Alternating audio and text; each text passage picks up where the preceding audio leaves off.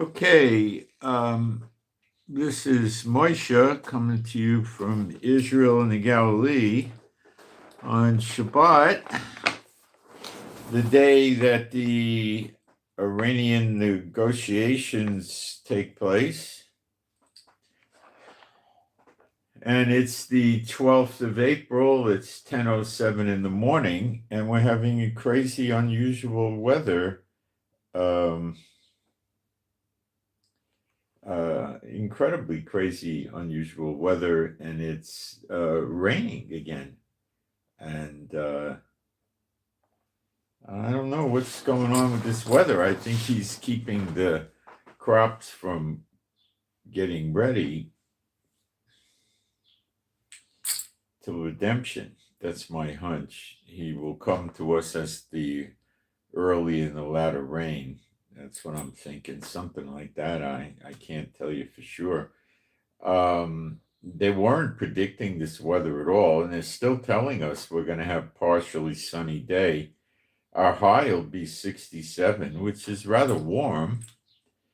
And tonight we're going to go down to 52 degrees. Tomorrow a little warmer at 69 and 68 and 69. And then we go to 76 and then 84 and 87 and 89. So by the end of next week, we'll be at 89 again. I don't know what's going on, guys. I'm really confused with the weather. So let's just leave it at that. I've never seen all my years in Israel, I've never seen anything like this at all. So it's very, very unusual. Let me jump into what we're going to cover today. I should tell you that. I'm going to give you a very detailed breakdown why the MOAB, the 30,000-pound American bunker buster bomb, is not going to be very effective against the Iranian underground nuclear facilities and possibly other underground facilities like underground air bases, weapons storage, and things like that. We're going to go into the details, and it's been researched by people, and I think it's real. There are rumors only, that Trump may postpone the war against Iran by 60 days, not the original 60-day thing, another 60 days, an extra, something like that. This is curiously the same figure the Iranians initially used, where they said they would need 60 days to conduct real negotiations with America, which is them buying time. And that's all it is. So Witkoff is probably in Oman now, and the Americans are saying that the negotiations are going to be direct. Everybody's going to be in the same room, and the Iranians never said that, as far as I could tell. So I don't know what's going to happen. I think Witkoff is basically going to tell the Iranians, listen, your nuclear facilities are going to go one way or the other. They're going to go by bombs, or they're going to go by controlled demolition that we're going to be there witnessing. But you ain't having these facilities. Now I'm going to break down to you what I think is really going on, and it involves China. And I think Trump may have a slight amount of hesitancy about getting bogged down in the Middle East now, because he sees serious issues with China popping up now, which I'm going to go into with you in depth. Russia, I think, is more or less status quo. My teeth and gums and all that stopped hurting. Thank you for the prayers. I did put some of these magnets on it, a magnet that they do kill. I used that many years ago to kill something with a tooth, and it never came back. So people do that, and I did it, and it did work. Or it was the prayer, probably the prayer. I don't know which one it was. It could have been. I also prayed that the Lord would make the magnets work. So it all leads back to the Lord. If he didn't want it to work, I don't think it would work. But anyway, thank you for the prayers, and please keep them coming so they don't come back. Okay? It doesn't come back. It's been really nice not having it. I had the magnet on for probably 15 hours. I put it on with physical therapy tape. It's a small thing. It's about 1 inch, but it makes a magnetic field, about the size of a very large orange, something like that. So it did seem to do some good for sure. But it could be the Lord. I'm not sure what it was. It could be the red light. I don't know. But anyway, I'm out of it, and I'm really happy. And I'm still nervous. Like, I put some hot coffee on it yesterday to see what would happen. I swirled it around. I don't remember when I did it, but I did do it and it worked. And then I ate hot oatmeal, and I got this organic oatmeal I love. It's instant, but organic, and it didn't do anything to it. So then I felt it starting a little bit in the morning, and I asked the Lord to heal it, and it stopped. So I have to give credit to the Lord one way or the other. So there's a lot of stuff going on in the world today that we're going to cover, heavily war related, and I'll try to bring prophecy in on it whenever I see a place for a good fit as well. Okay, so I'm going to jump into the live stream, make sure we got a good live stream, which we probably do. And okay, so we got a good live stream.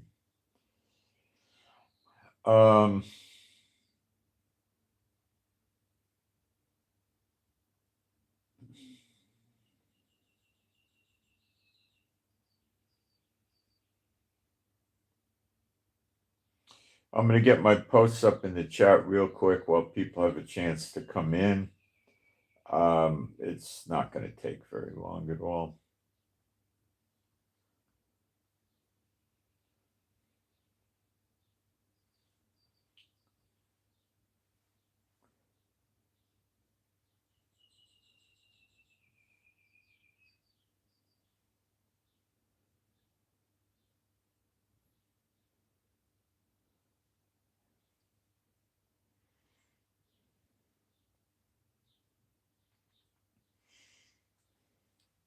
Going nuts, going back between the keypads on the Samsung and the iPad. I having trouble finding things.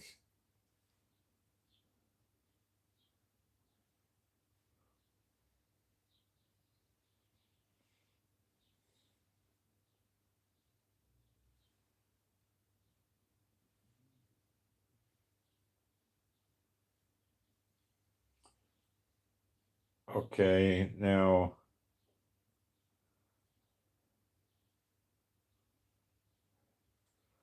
I'm going to put my email address up and then we'll get going.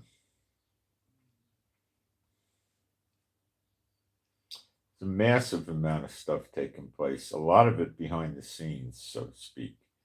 But I'll open that up to you.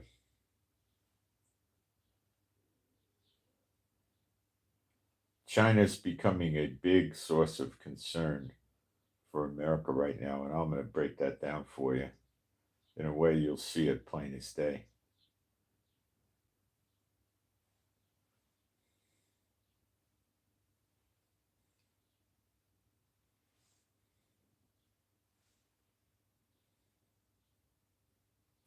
Okay, finished. I'm going to come back in quickly and get rid of the garbage, the children that come in there and post. Well, I don't know if they're children, people that haven't adapted to life very well and just travel around posting nasty comments and chats and then just leaving and going to another chat and another chat and another chat, and that's all they do. They get pleasure out of that. You can only imagine what kind of parents they had, I guess, huh? So there is no God like Jehovah. There is no God like Jehovah. There is no God like Jehovah. There is no God like Jehovah. There is no God like Jehovah. There is no God like Jehovah. There is no God like Jehovah. There is no Messiah like Yeshua. There is no Messiah like Yeshua. There is no Messiah like Yeshua. There is no Messiah like Yeshua. There is no Messiah like Yeshua. There is no Messiah like Yeshua. There is no Messiah like Yeshua. All right, jump in. Where should we start? The MOAB bomb. the 30,000-pound bunker buster. Iran has, I believe, 5 nuclear facilities. We'll start with them. They're built in mountainous regions under many, many, many, many feet of solid rock in mountains or other places. The MOAB bomb can go through about 20 feet of rock, not burrow through, blow up through it.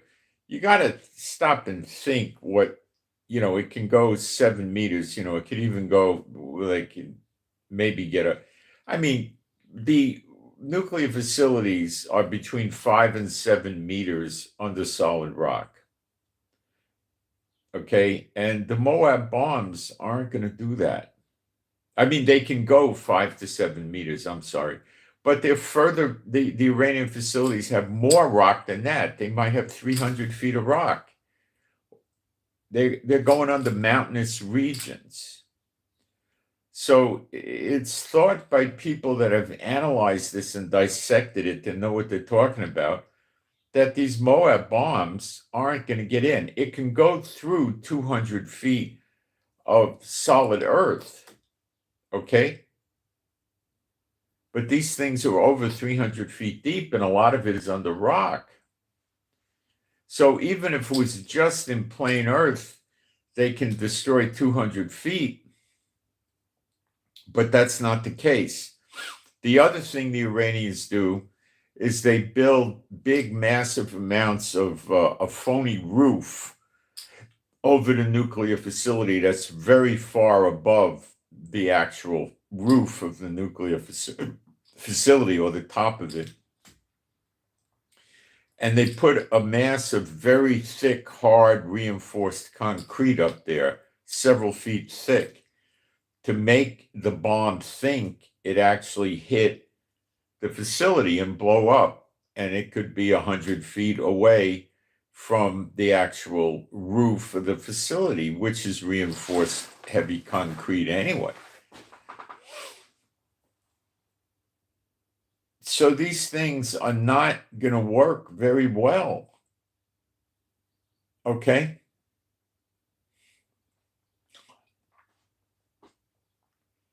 They're not going to do it. Now, I have to take the other side. If they drop, let's say, 5 or 10 on a particular nuclear facility, right? It's likely going to have earthquake-type effects on the facility, okay? Because these bombs are going to register probably a 4 or more on the Richter scale, rest assured. Maybe a 5 even, or a 5 something. So it might weaken the structure, and if you drop MOAB bombs repeatedly, like 5 or 10 or something like that, which America could do, you would likely, I can't say likely, you might very well cause a earthquake type effect, and things will come caving down and destroy the facility. But this maybe was worked out on computers, maybe not, and it might work and it may not work, and you're never going to know till you try it. Now you have to take a look at entrances and exits, which is what Israel does frequently with the Gaza tunnels. Now, we need to talk. There's stories floating around that Israel's only destroyed 25% of the Gaza tunnels.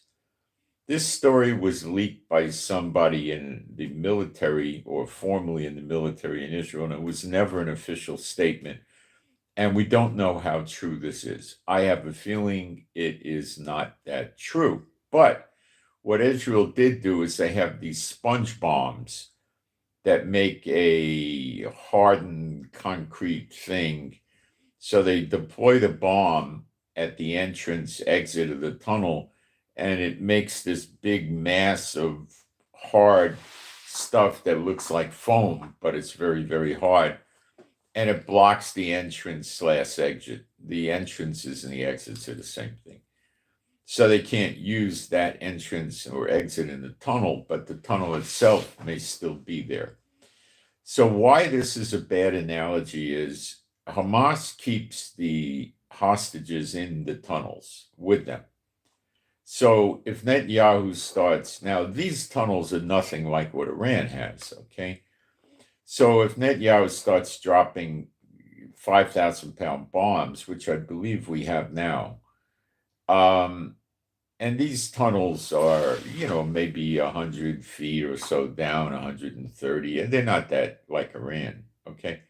But we start blowing their tunnels up and we start killing hostages, it becomes a political nightmare for Netanyahu, that he's very sensitive to political nightmares. So that's one reason that has no applicability with Iran. So you can't carry the two over. People are saying Israel for a year and a half was bombing the tunnels and only got 25% of them. You can't say that. Okay.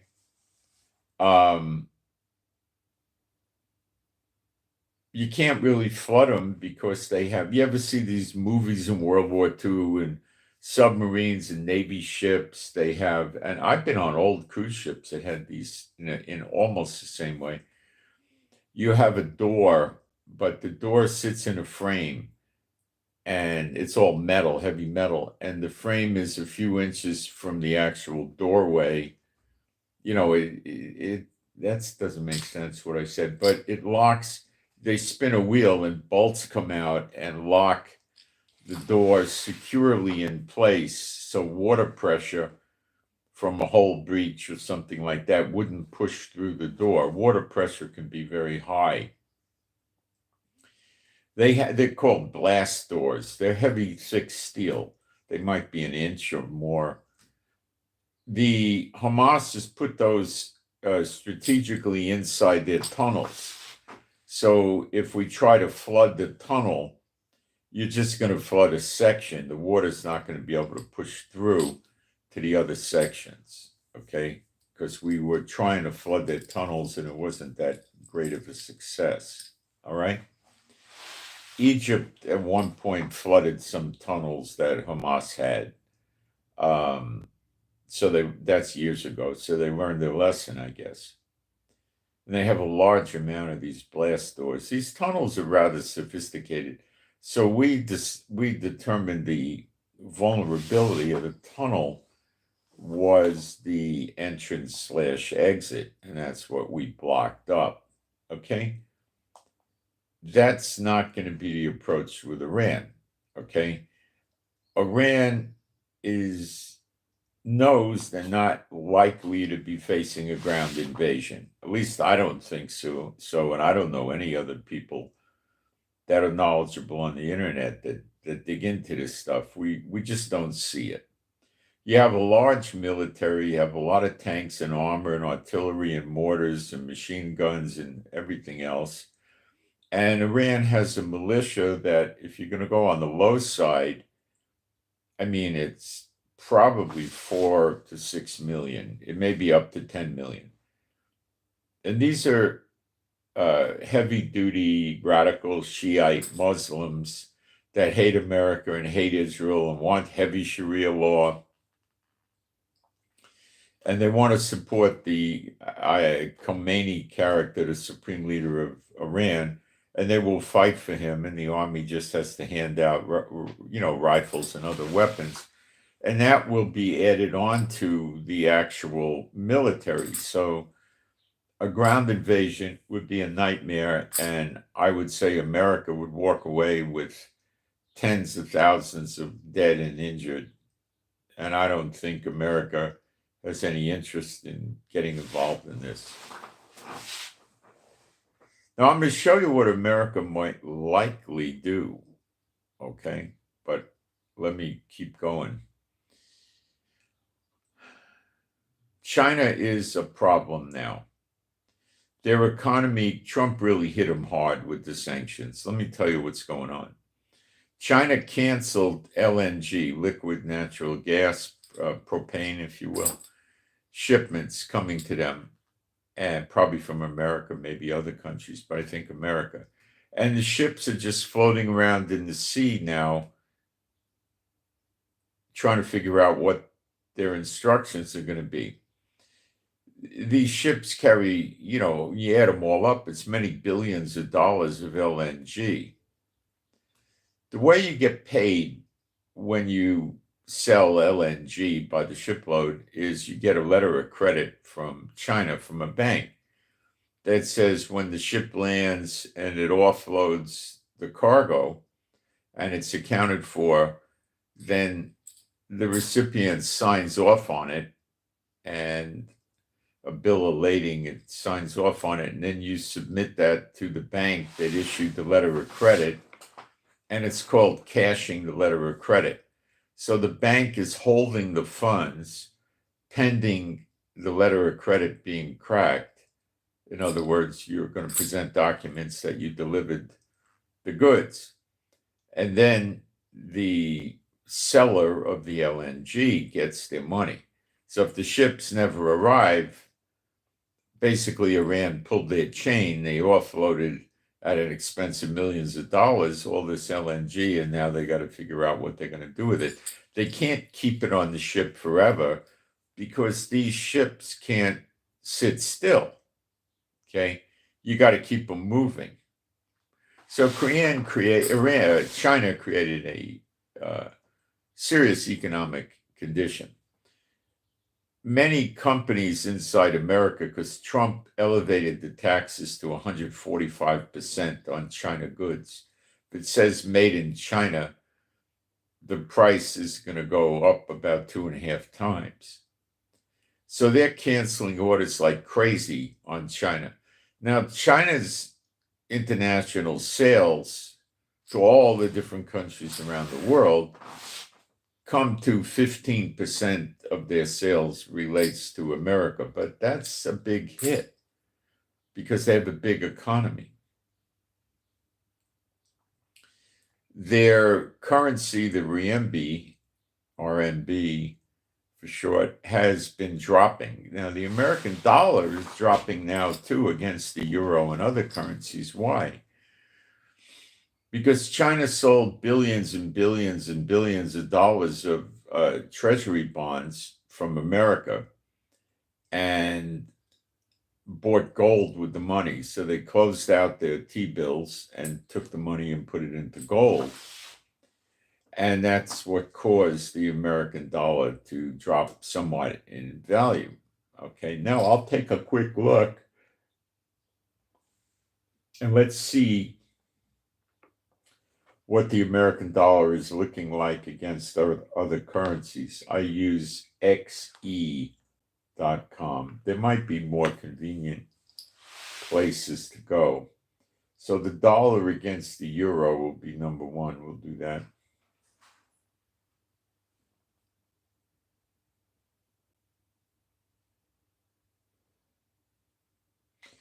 The euro was selling for about $1.03.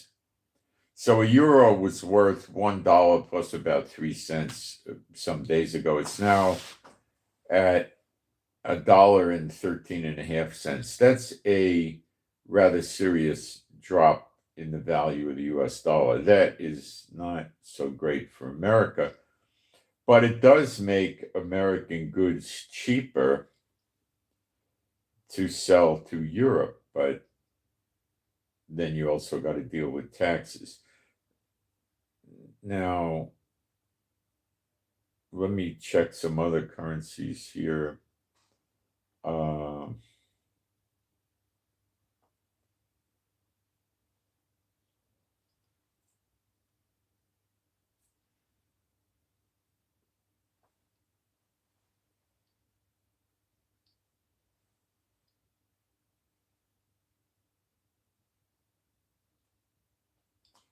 We'll just run against the British pound to see what we get on that.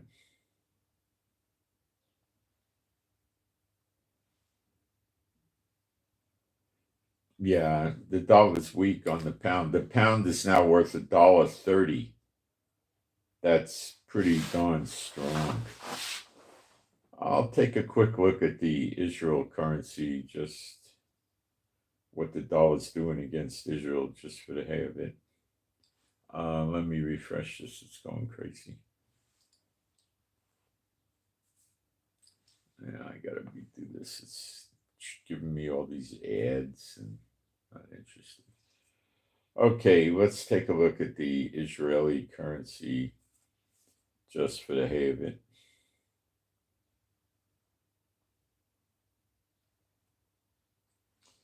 So the dollar against the shekel.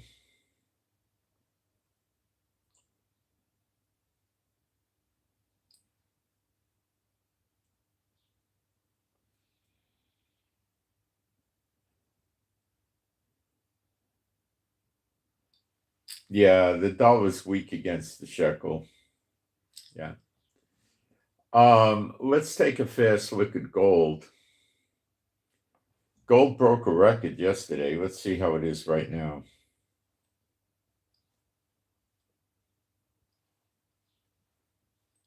And we'll also check silver.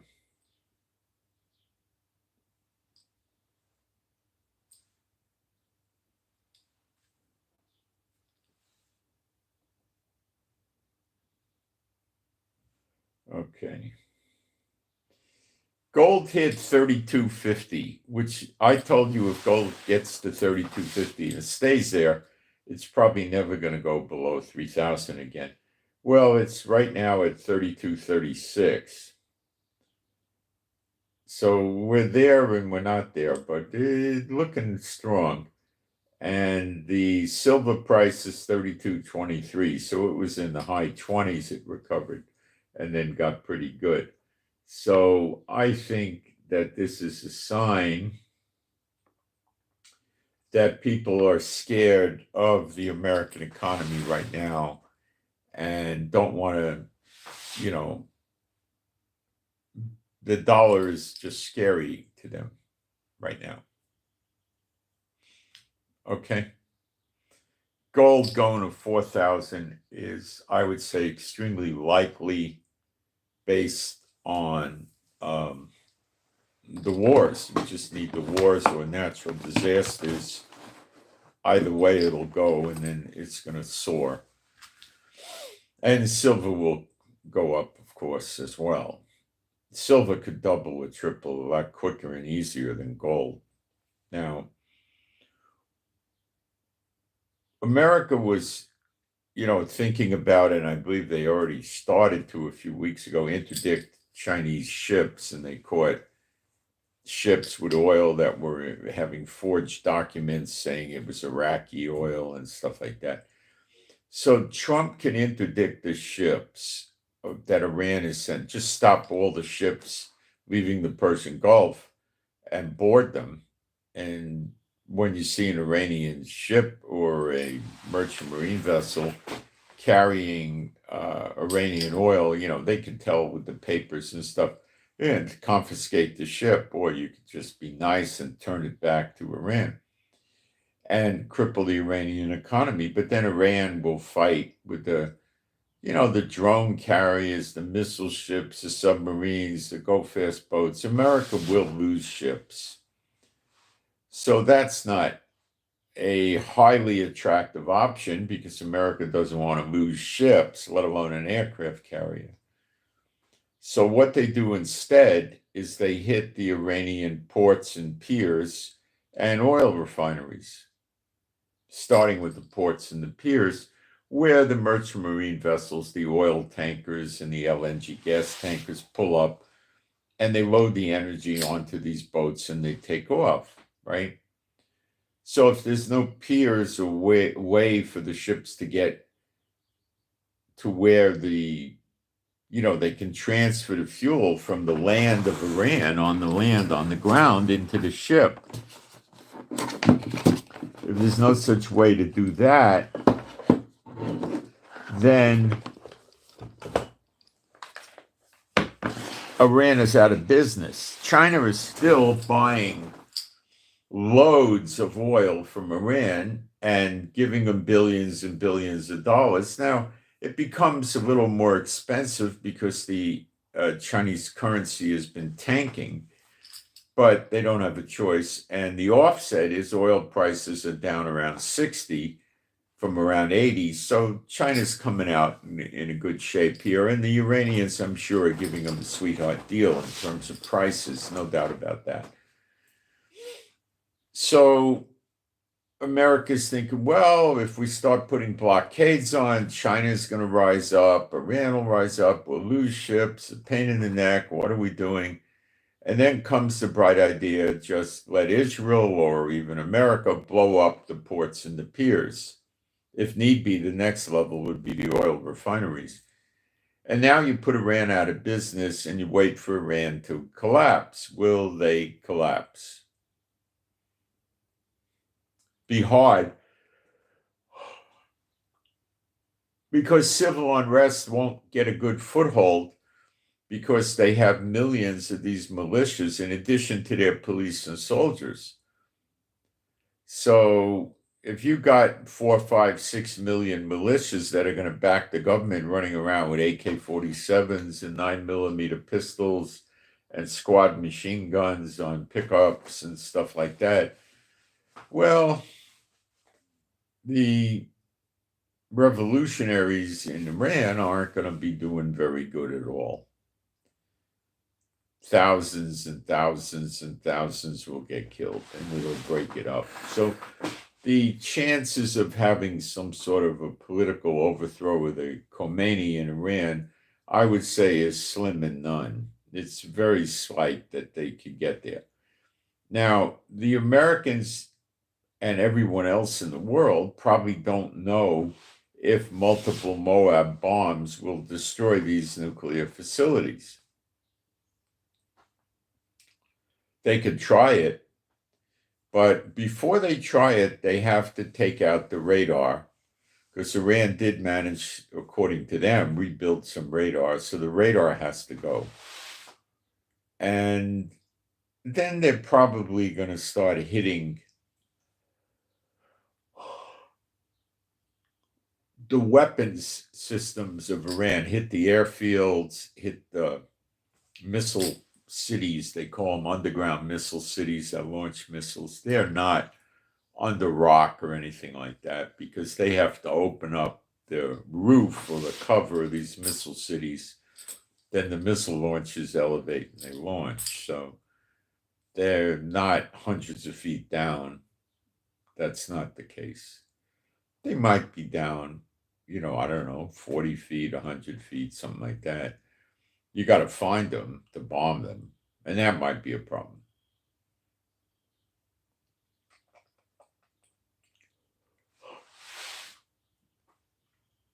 So they would initially want to stop the radar, step one, so the planes could fly in. If there's ships in the Persian Gulf that have radar and are equipped to fire missiles at the American planes, which they do have on converted container ships, then they got to get taken out too.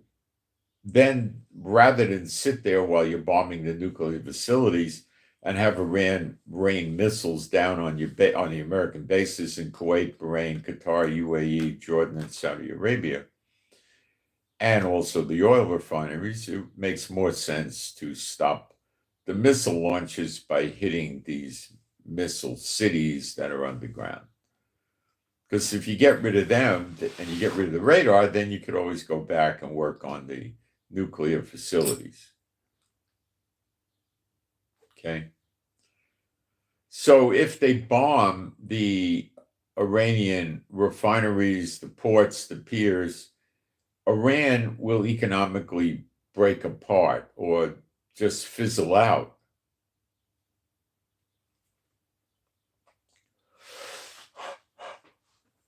They're not going to get the money from China for the oil. And there's not much China can do about it. Once the bombs land on the ports and the piers and the refineries, it's over. So China has fallback. They made a deal with Saudi, I think they can get from UAE. They'll get oil elsewhere. It'll cost them more probably, but they'll get the oil.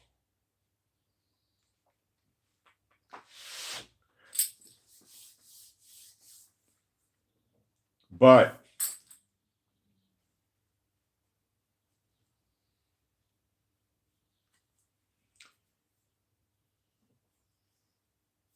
it's going to bust out China pretty good. I'm going to be right back in a second, guys.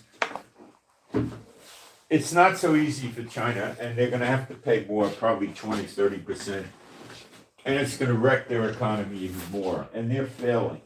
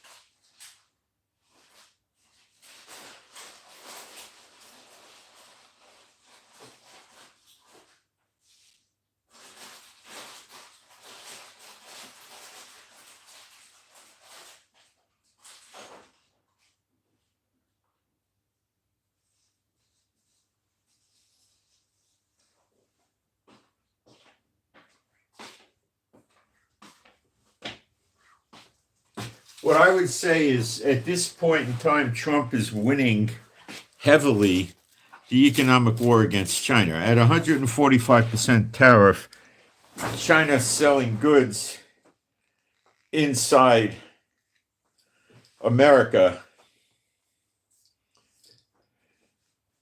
is not happening.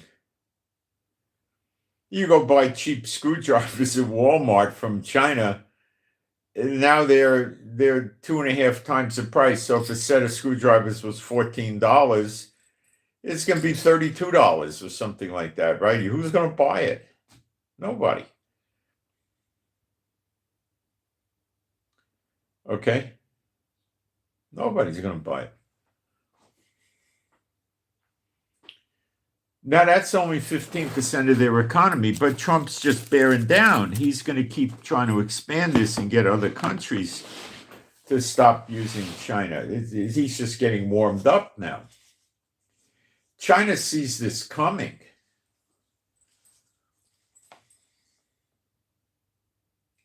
And this is what pushes countries to war.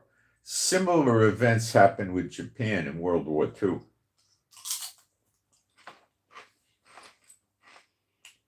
And they attacked America.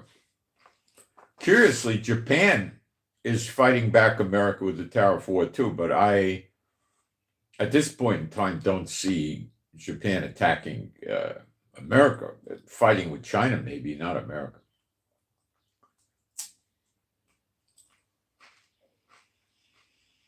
Now, Trump's waging war against China in other ways now.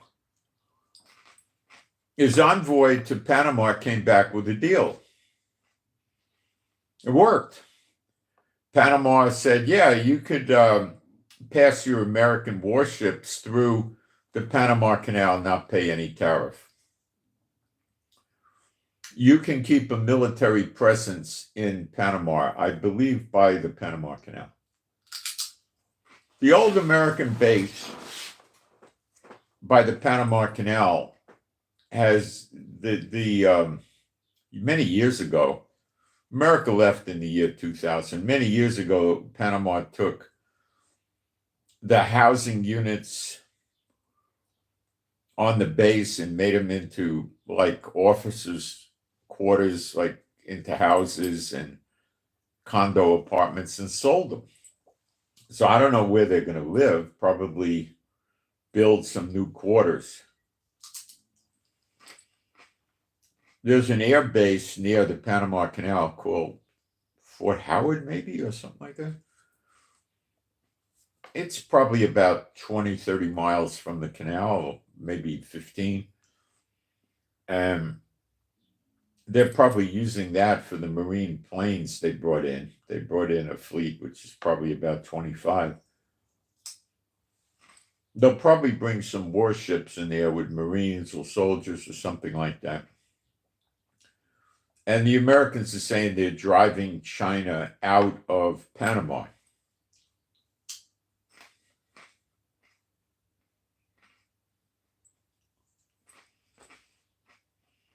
My understanding is China was operating the ports and the piers around the Panama Canal to offload goods. They weren't operating the canal. A cargo handling facility, so they would have all these crane type things that would take containers off and put them on ships and stuff like that.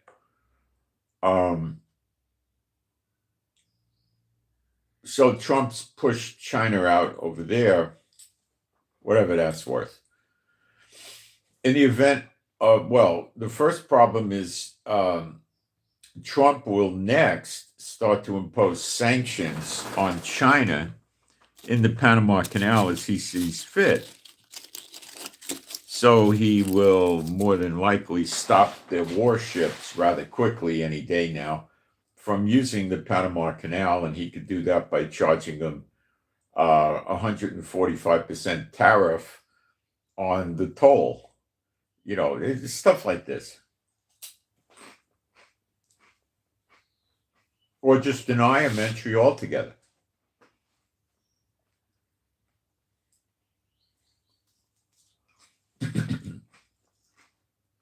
Okay, so now we got to go back to Afghanistan with the Taliban and the Bagram Air Base.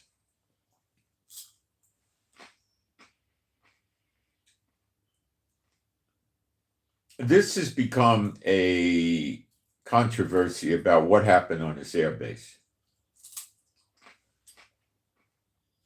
I did see a video clip of Trump saying he wants this base back. It's a very large air base, the biggest one America had inside Afghanistan. It has two very large runways that could accommodate, I believe, anything that America flies.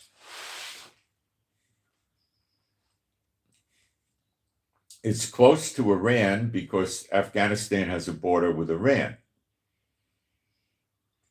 Now, the story went not quite viral, but almost viral, that America got the base back.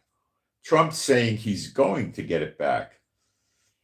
Now, I can't get to the bottom of, did a C-5 or a C-17 cargo plane land at this base and offload equipment to the Taliban and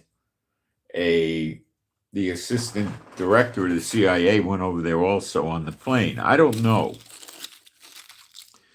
Some people say it never happened, and another source, WION News in India, which is not really pro-Muslim, and they seem to be a pretty good news outlet, they're quite big, said they saw pictures from the air of the plane on the ground in Bagram, and they showed it.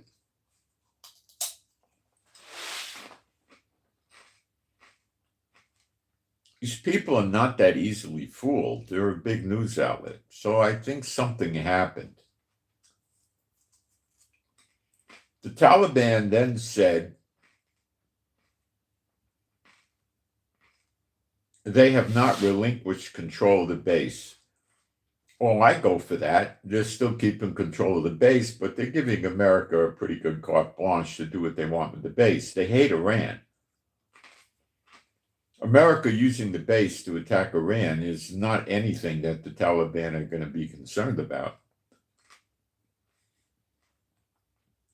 Pakistan is sort of the problem they have, the Taliban. And an American presence there would keep the Pakistanis away from them. And Trump may have also told them they could keep the weapons that America left behind, which he was talking about taking back.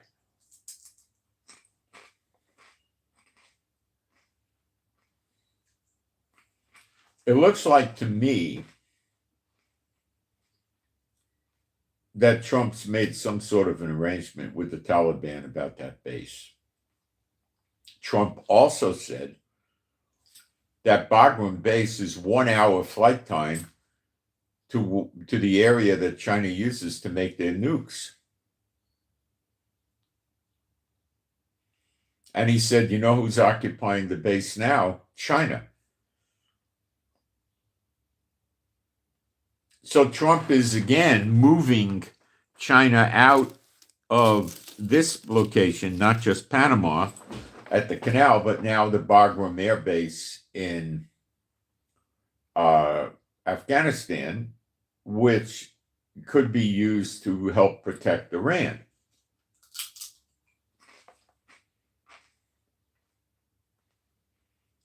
So there's a lot of moving parts right now.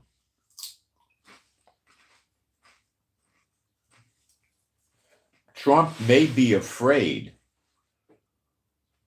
of China attacking America, attacking Japan, Taiwan, and North Korea attacking South Korea all simultaneously.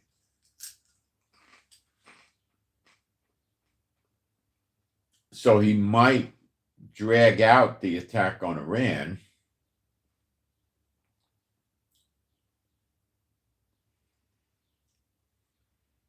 until he could cripple China further economically and bring China to their knees.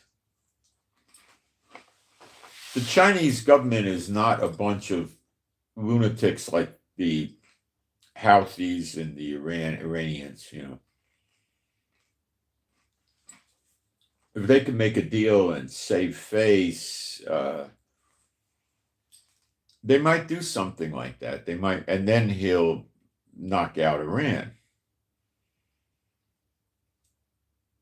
Or the 60-day delay in the war might just be a rumor. It may not ever come to pass. Nobody was able to confirm it from any official sources of America. So it could be nothing.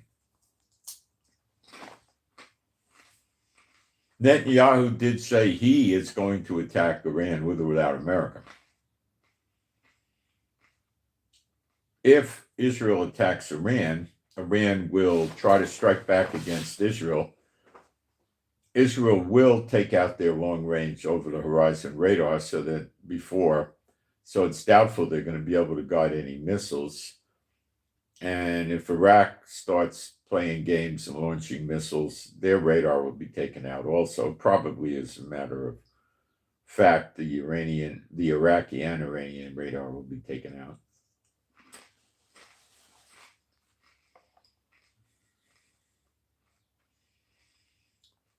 Iran will, amongst other things, attack the American bases in the region. Kuwait, Bahrain, Qatar, UAE, Jordan, and Saudi Arabia. Iraq will attack these places. The Houthis in Yemen will attack these places, and Iran will attack these places. And this will undoubtedly bring America into the war, so Trump could sit back and let Israel start the war and then pick it up. And that could be another reason for the 60-day delay, if we could actually confirm it. So, as you can see, there's a lot of moving pieces right now. Let me run into the live stream and see what garbage I got to throw out.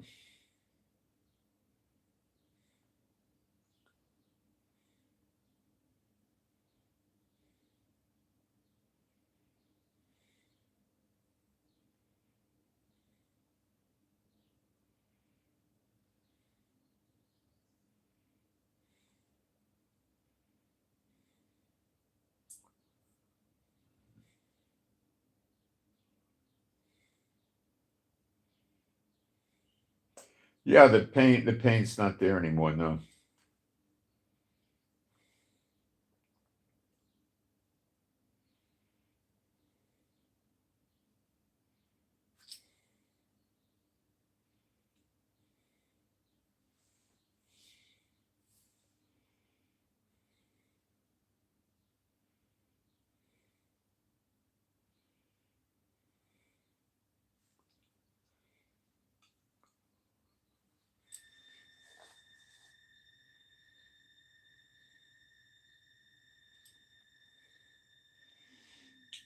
A lot of my information comes from social media in Arabic and Hebrew and other sources. I have many, many sources. I don't use a source. Also, PC, we've been praying for PC, Papa Charlie. PC's pain is tremendously reduced. So that's a good answered prayer. So keep praying for PC, no pain, and no need for an operation. Healings and no need for an operation for PC. There is an other prayer request here.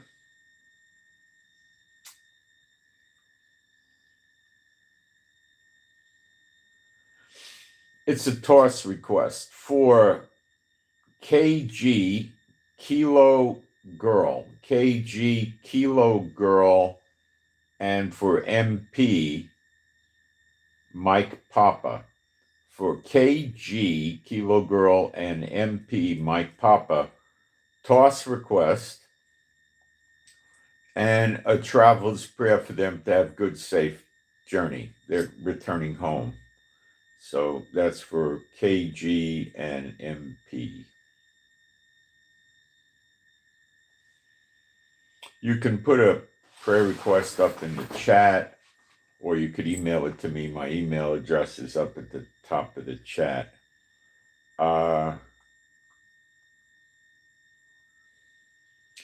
China said that they are not further increasing the tariff on American goods beyond 125%, even though Trump went up to 145%, because they said it would be meaningless. In other words, 125% does the job.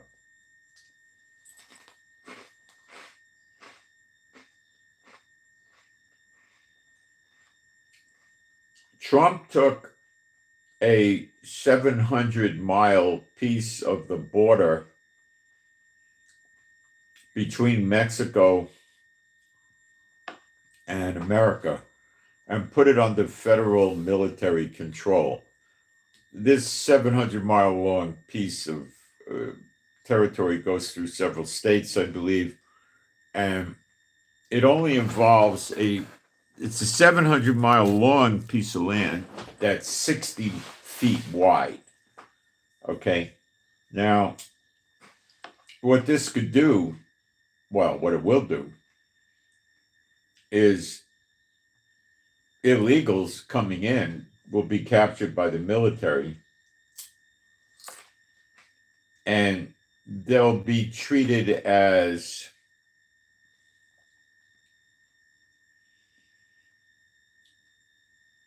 well, like a foreign agent or something like that. They're not going to go through the conventional federal court, criminal court system so that Trump could do what he wants with them, basically. Like, let's go to El Salvador and spend a year or two in their jails, that kind of thing.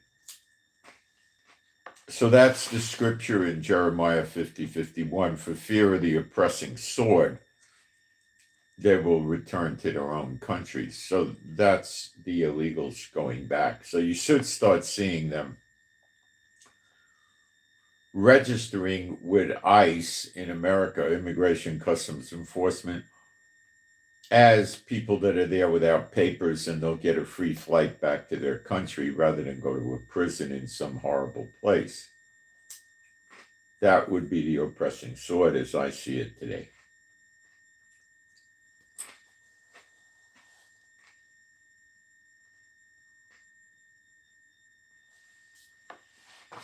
We're going to learn a lot more about what's going on with Iran today.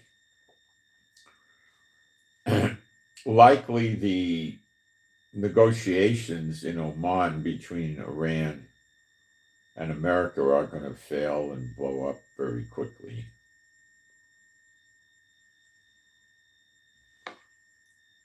I don't think anything's going to come of it. Trump will probably lose his patience with Iran.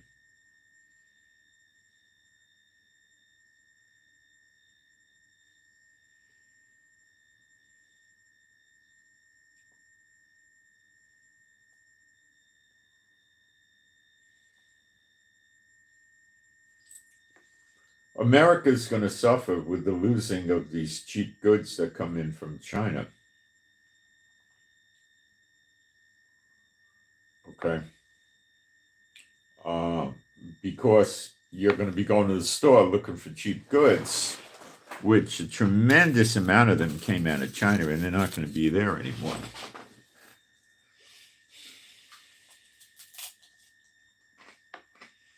Apple just brought plane loads of iPhones into America before some tariffs hit.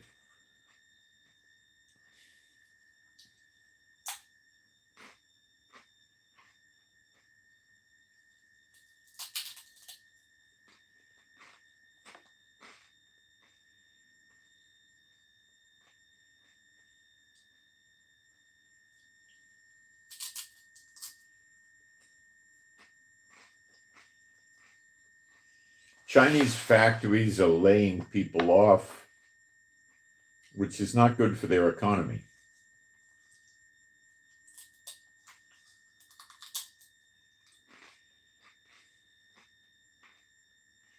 Such an idiot device. I'm not going to buy any more Samsung stuff anymore. Now I got it magnified. I'll just leave it alone. I don't care. I'm not buying any more Samsung. It's so hard to use. It's not intuitive like Apple. But the only way to do Apple is you got to maybe 18 months. You throw them away and get another one. That's about it. But prophetically, I think we're done buying devices.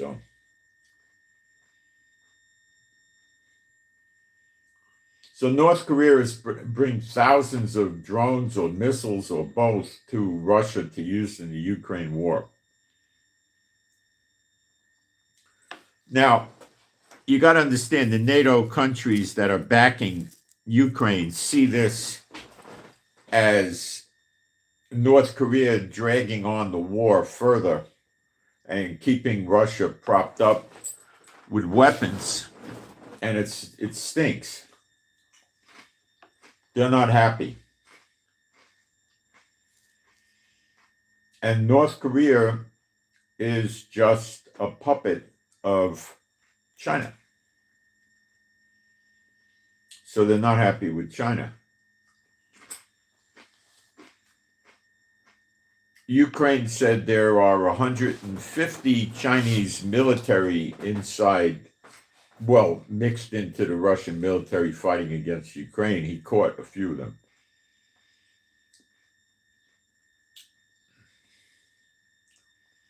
They could be operating as mercenaries, or they could actually be military. They could be military impersonating mercenaries or civilian contractors. We don't know. That also is getting NATO and the EU mad. Trump is going to try to get NATO countries and EU countries involved in the war with him against Iran. One way he might pull that off is to just cancel the tariff war with the EU or with the countries that help him against Iran and get them on his side that way. I'm not so sure how well that would work, but it could be tried. Don't know. Suspending tariffs to get a country to go to war with you is a big stretch.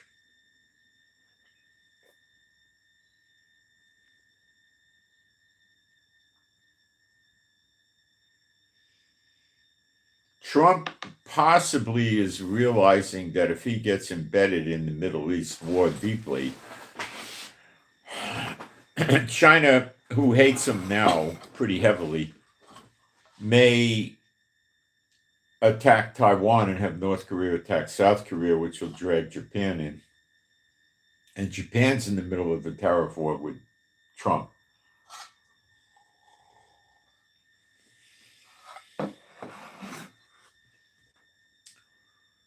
And if that happens, the chances of Russia attacking Romania, Poland, Latvia, Lithuania, Estonia, Sweden, Norway, Denmark, any or all of these places is rather high.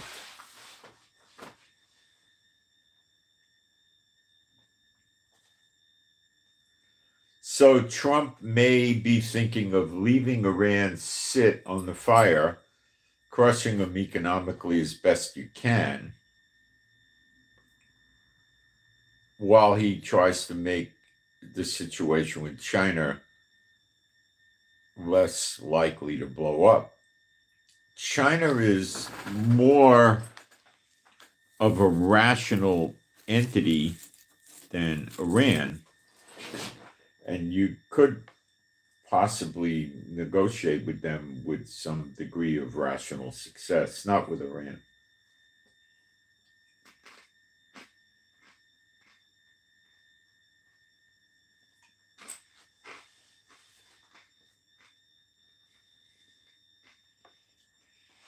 There is a chance that when Witkoff shows up, well, I'm sure he's in Oman already, when the negotiations begin, if they're going to go indirect, Witkoff may blow the thing up.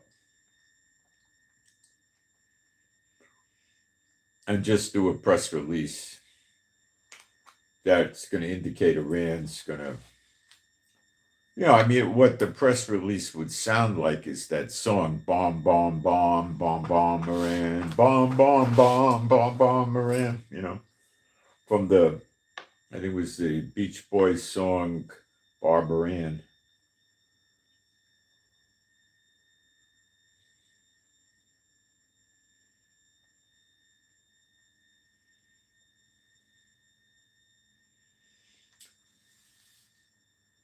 In my opinion, if Trump ignores the nuclear facilities in Iran and just bombs their economy, the oil, ports, piers, and refineries, of course you have to get the radar first in any case, and then goes through some token bombing of big bunker buster bombs on the nuke facilities,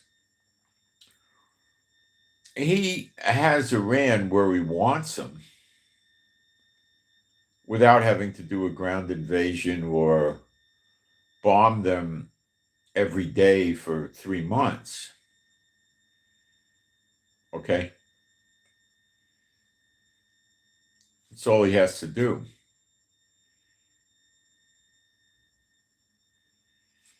And that might be the path he takes. But he's also going to have to attack their weapons. He has to, because they're going to fight back. So that's going to take weeks, but it's not going to take months.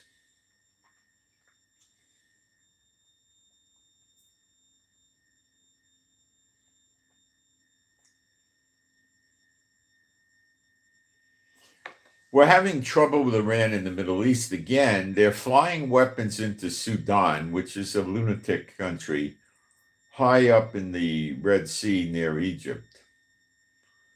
And then Sudan is taking the weapons and putting them on ships and going to Lebanon and giving them to Hezbollah. Now, I don't know how we're going to cut this off. What we're doing now, it seems, is the weapons arrive in Lebanon and the Hezbollah moves them around, and then we pick it up and then we blow it up in Lebanon.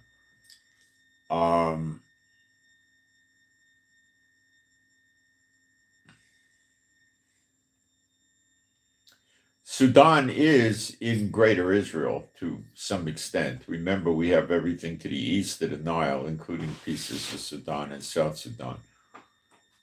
So it's curious that a war is starting up there.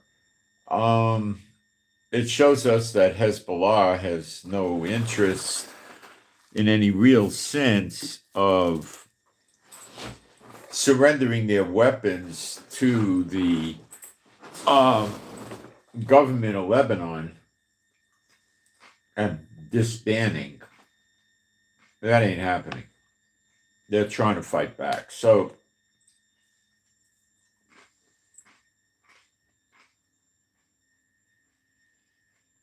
as I keep saying, ceasefires and peace deals in these days don't ever seem to work anymore, do they? So I think it's a reasonable expectation that this Iranian ceasefire taking place today, or peace deal or negotiation, is likely not going to work. But we'll see. Sometimes they walk out of the meeting and everybody thinks it worked, and then a day or two later it falls apart.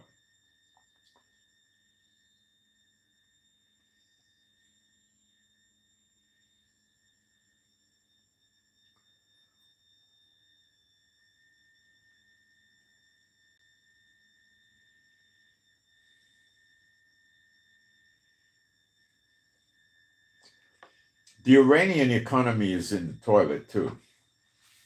Their currency is dropping even worse than it has, and it's in bad shape. And the Chinese currency is the worst it's been in since 2007. The value of their dollar, or their currency, whatever they use, the RMB. So by blowing up the ports and the piers and the refineries, or even just the oil facilities near the ports, the storage tanks, he will cripple the Iranian economy and cause significant damage to the Chinese economy. And this seems to be a very lucrative way to go. But he has to hit the missile systems in Iran, the missile and drone storage facilities and the factories that make them, and the radar. And because he said so, he'll hit the nuclear facilities too.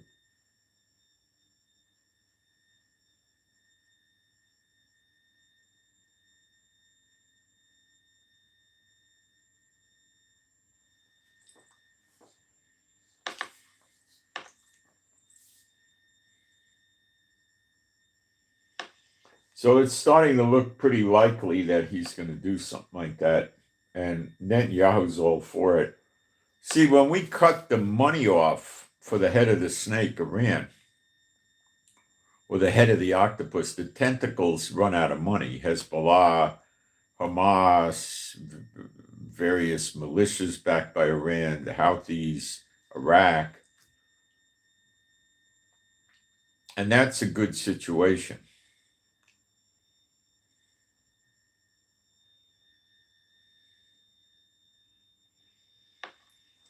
The Houthis tried to attack us again last night. It was either a missile or a drone. And it appears to have been taken down over Jordan. The Jordanians did it take down. And it fell in Jordan and caused a substantial fire. So after over 3 weeks of daily bombing, and last night there were 29 bombing attacks on Yemen, they're still able to launch ordnance up at Israel at a great distance away. And you got to remember, the Iranians are many, many, many times stronger than the Houthis. So this is not such a simple thing to deactivate Iran.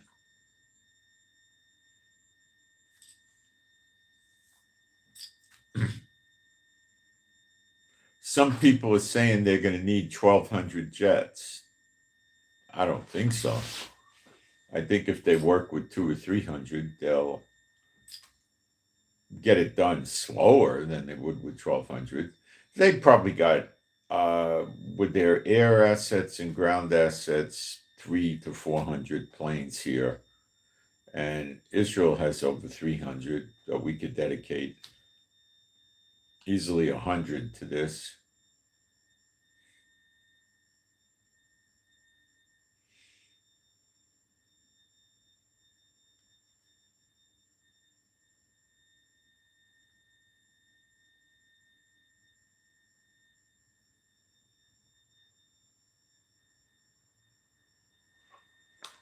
Okay. Let's see what the chat's telling us.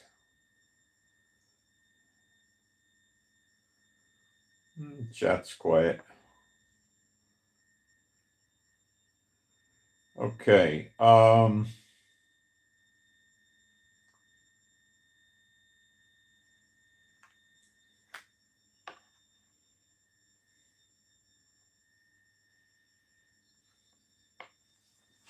Russia and Ukraine are still fighting. They're just attacking each other. I don't think anybody was winning.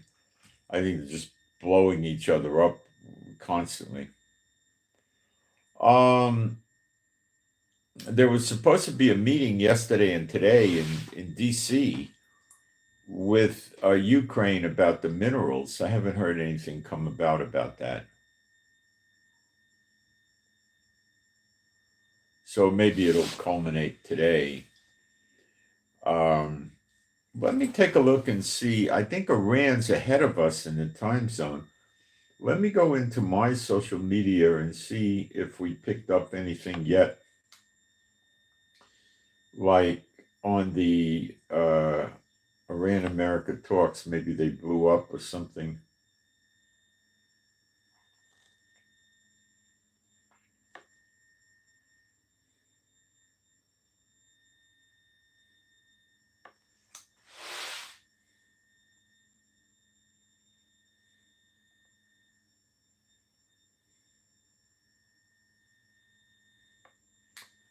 Dozens of mini earthquakes have struck near a 11,000 foot tall volcano in Alaska that experts fear is moving closer to eruption. Well, while that's interesting, it's still just a fear, and it may or may not come to pass. So. Columns of smoke, which is volcanoes, I believe, is a birth pang sign. All right.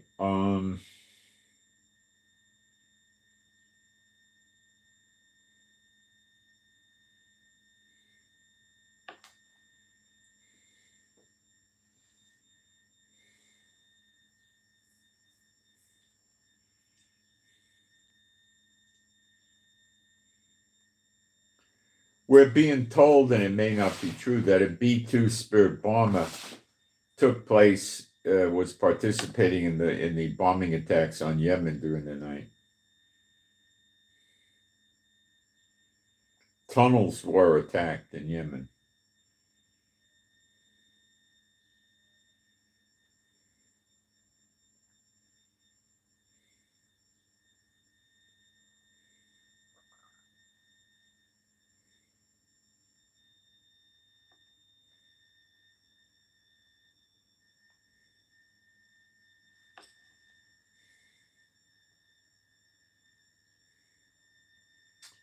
Um,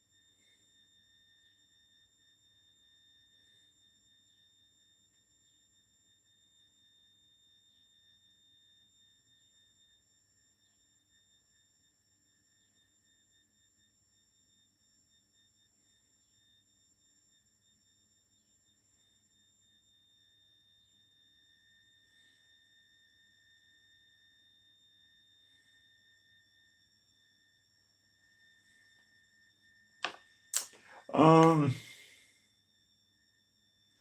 not getting anything on the negotiations in Oman with Iran yet. I'm not done looking. I'm going to look in a couple other places, but it'll come on the social media first.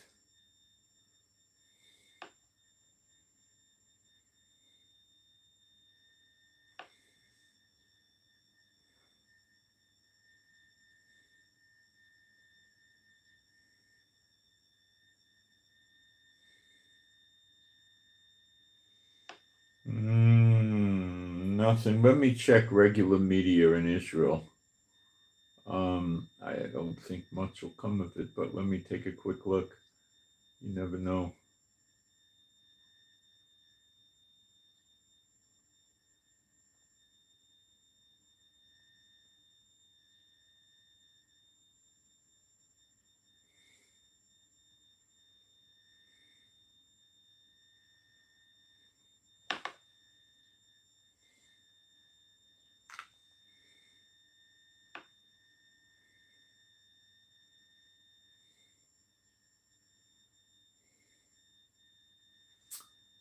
So far, nothing.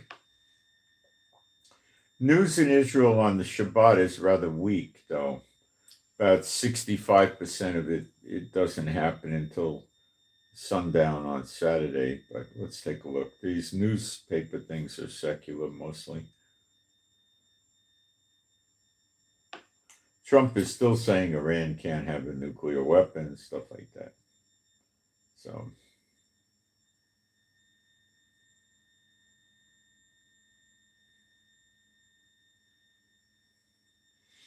One hour ago, what we picked up in Israel is Iran's Aragachi meets Oman officials ahead of the nuclear talks. Witkoff's delegation has arrived in Oman, I believe.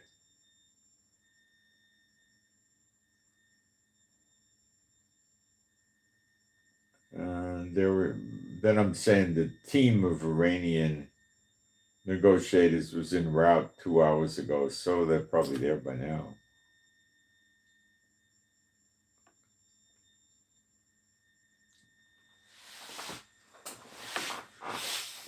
Trump's people are talking about splitting Ukraine up like they did with Germany in World War II, like Russia gets a piece and I guess Ukraine or EU or somebody gets another piece. I don't know. Zelensky will never go for that, I don't think. Maybe, but I don't think so. And then you got to get Putin to go for it and all this stuff. No, I don't. I'm not able to pick up anything about what happened yet. I think it'll be well, right now we're at about 11:30 in the morning almost. I think it'll be in the afternoon our time.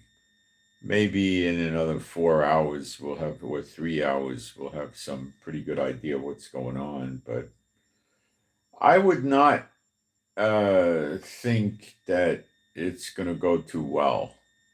Okay. I just don't think that.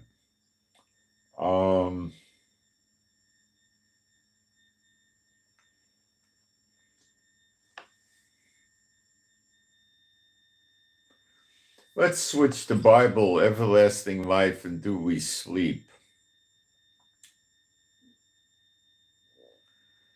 There was a scripture that I used in the past about us sleeping in the woods. And let me pull that up for you. Because I went back and I checked the translation because it wasn't Hebrew.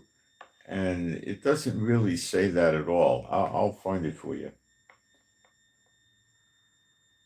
It's in Ezekiel 34. I think I know where it is. 34 verse 25. Let's check that. I think that's where it is.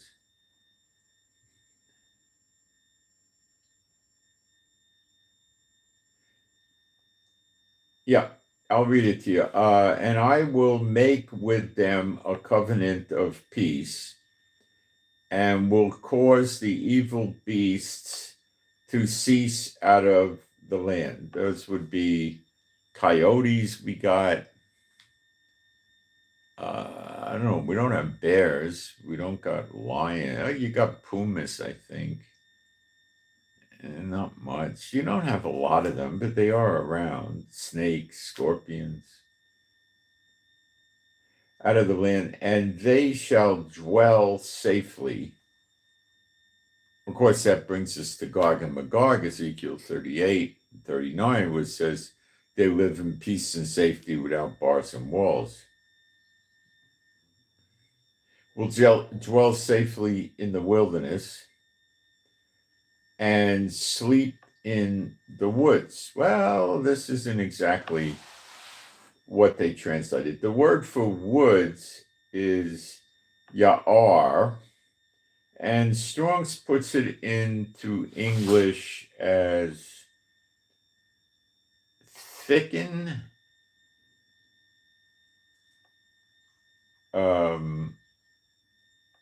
a copse of bushes, hence a forest. Honey in the comb, I don't think that's the meaning. Well, forest, you could say probably. The word for wilderness, dry parts place, is Sion, and that word's not being used here. So then it says, and sleep in the woods. Okay, so we did the woods word. And the word for the wilderness, a few words earlier, is medabar, which I'm not so sure they got this word right. Let's see.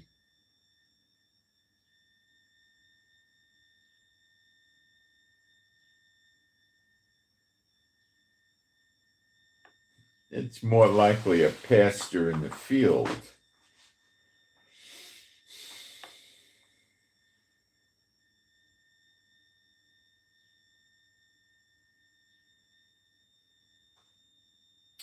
So where Israel, when we hit redemption, will no longer be the wilderness, and which is a dry parched place, will have the early and the latter rain.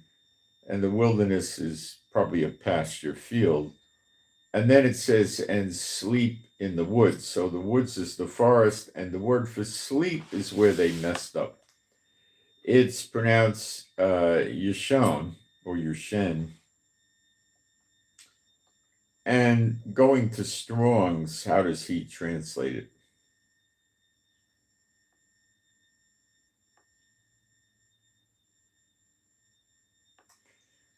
His first definition is a primitive root properly to be slack or languid, relaxed, at ease.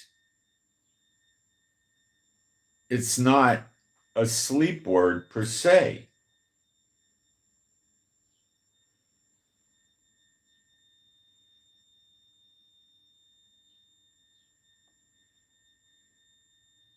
It could mean to sleep. You could use it in that way, but it appears here just be relaxed in the forest. Because there's no evil beast. You'll be calm and relaxed. You won't be keeping your eyes out. Any snakes from the trees coming to me, any coyotes or other animal, you're not going to have to worry about that. Hang on a second. I want to check something.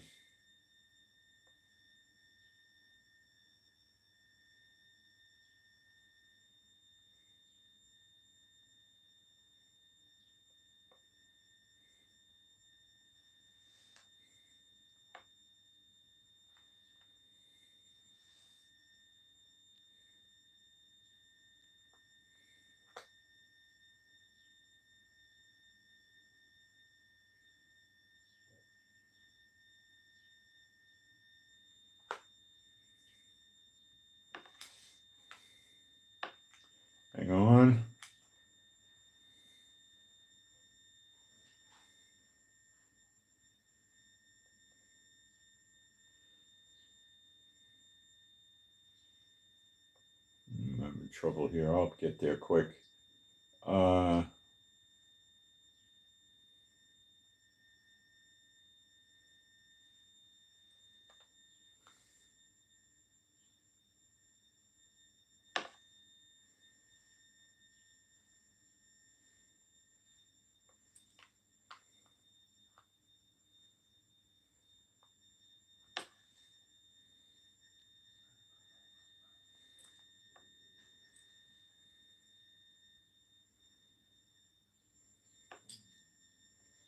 The word could mean sleep and it could mean be relaxed. That's the reality of that.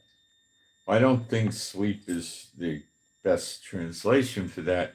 Now, let me back that up for you.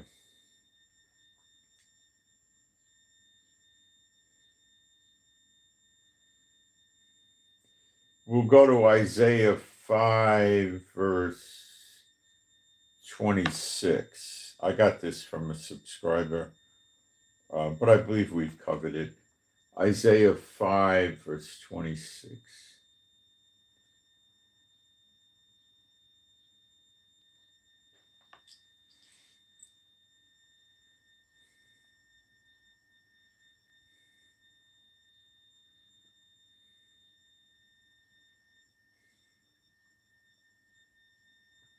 And he will lift up an ensign, a sign to the nations. That's probably the sign of the appearing of the Son of Man in the clouds, is what I would say that is.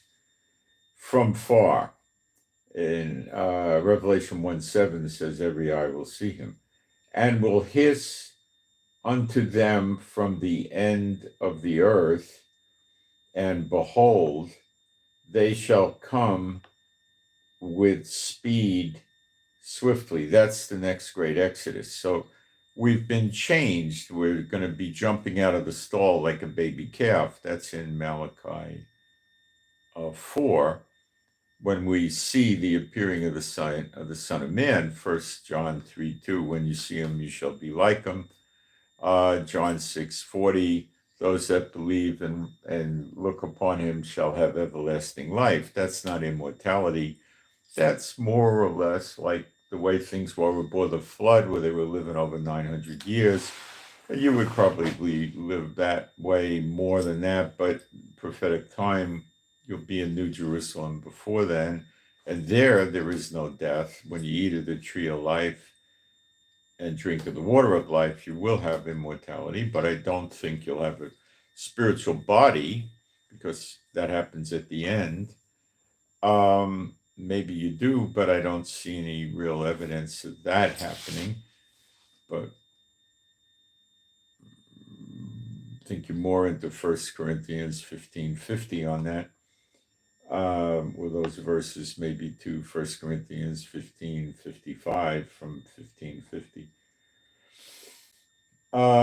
They shall come with speed swiftly, so you'll be coming quick, and some will be on the ships of Tarshish.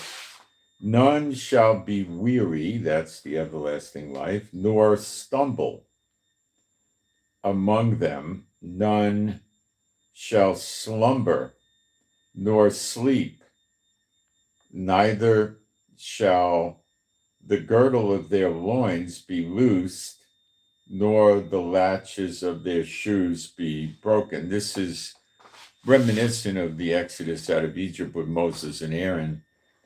So it says, none slumber. Let's check the word for slumber, which is noom. And I think they got this right. Drowsiness, like you're sleepy-headed,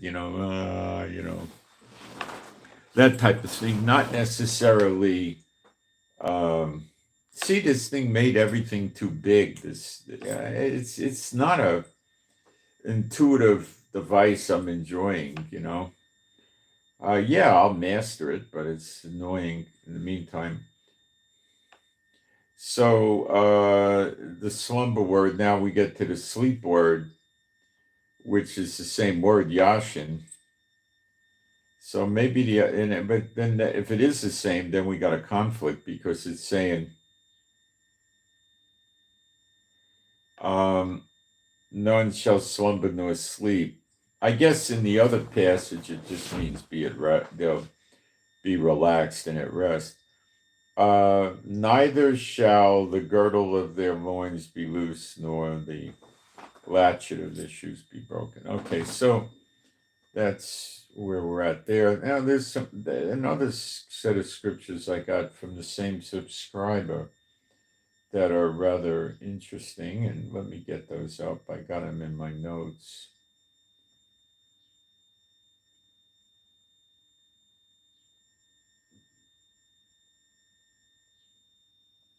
Zechariah chapter 6, verse 12 and 13. Zechariah 6, 12 and 13. I'll go there.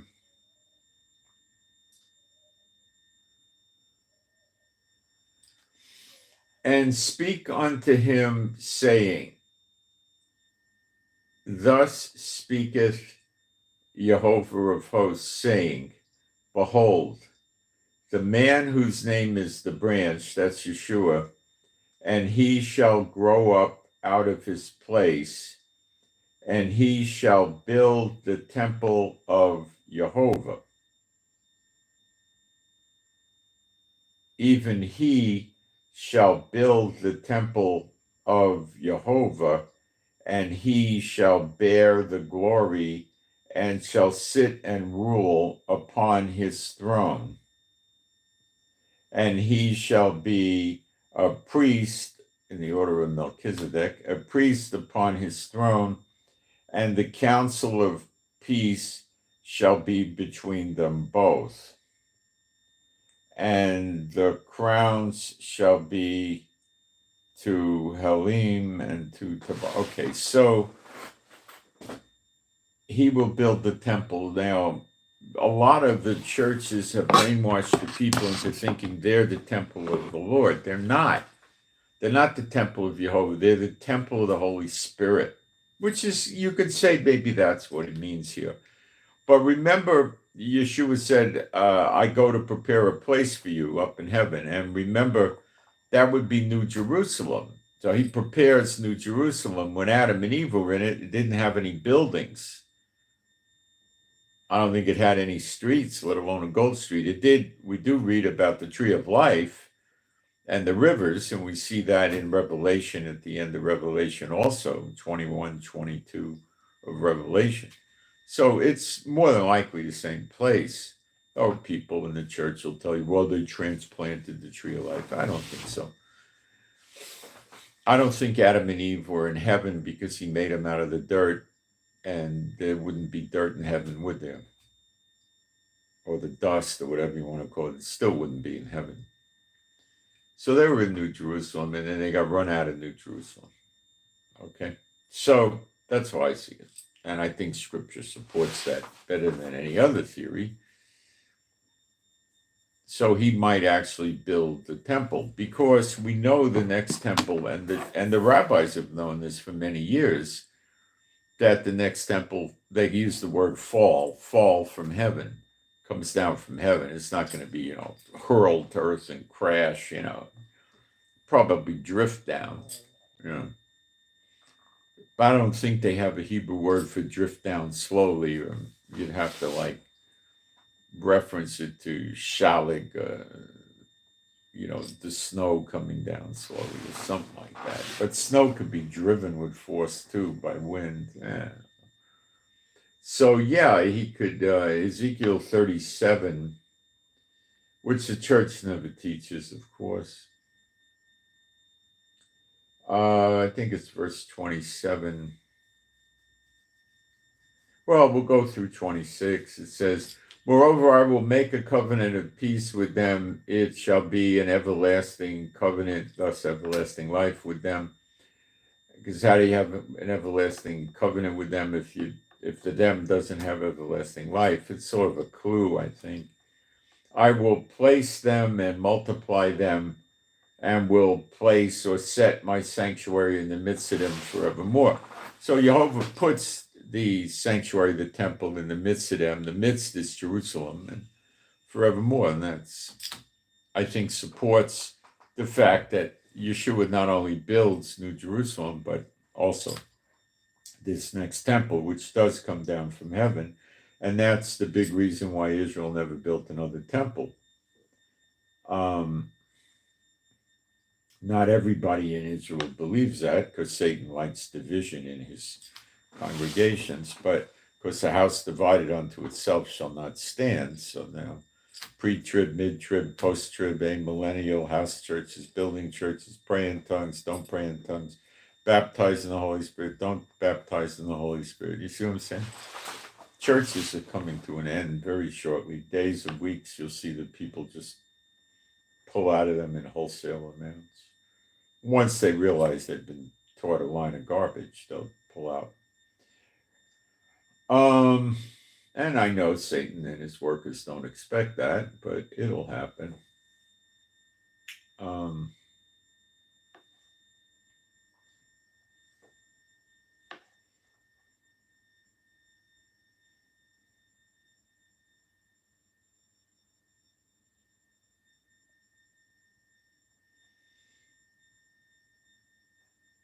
Well, guys, I think that's what I have for today. So I'm Moshe. Please pray for me and my wife.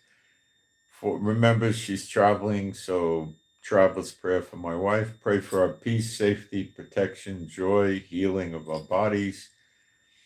Pray that our animals and pets be happy, healthy, and whole. They're all rescues. Pray for better videos, more insights, and prophecy with sequence, timing, and other things. Pray for correction of errors, if there are any. I pray for that all the time. And pray for the peace of Jerusalem. And I send my Shabbat Shalom to all those who love Yeshua HaMashiach. And I'm out, and I'll keep updating you as things develop. I may be doing more live streams later today. We'll see. And I'm out.